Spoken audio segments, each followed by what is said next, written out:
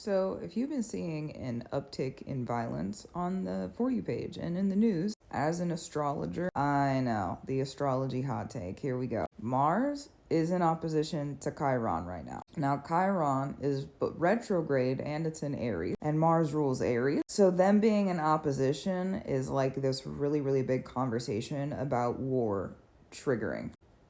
Yeah, that is. Mars is in Libra though, so let's put that in perspective.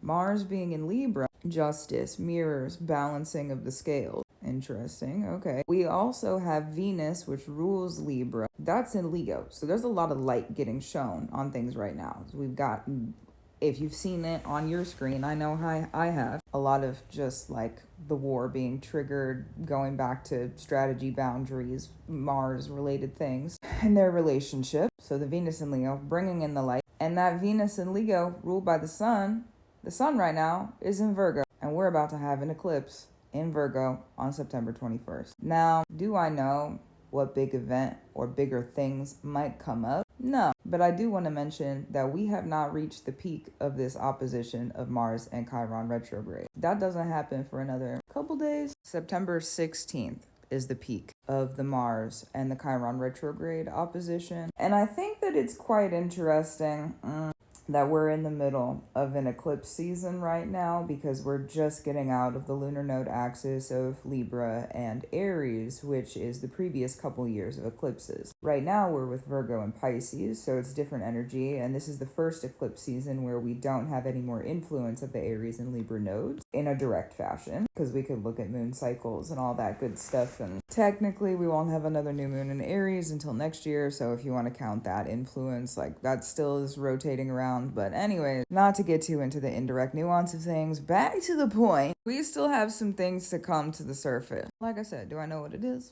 No, I'm not fate. And thank goodness I'm not. Fate weaver, sure, but I'm not fate. So go ahead and take a seat, stay inside. However you decide to ride through this, you know what? Totally up to you. And I want to also give gratitude, reverence, and love to the spirits who are of love, truth, free, honor, glory, elevation, gratitude, reverence, justice, magic, spirit, liberation, free, and love.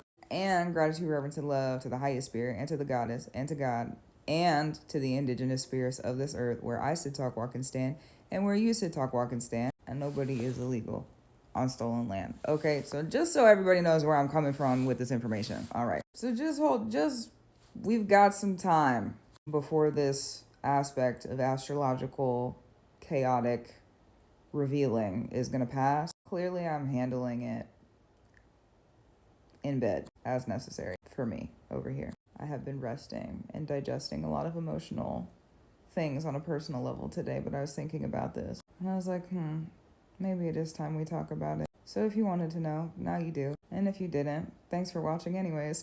Gratitude, reverence, and love to you. Keep up the brig you do. Happy eclipse season. Is it a happy eclipse season? I guess it depends on who you are and what you want. Hopefully it is in your highest elevation, also true. And I'll talk to you soon. And I'll keep up my brew too. That's also true. This right now, this is the brew.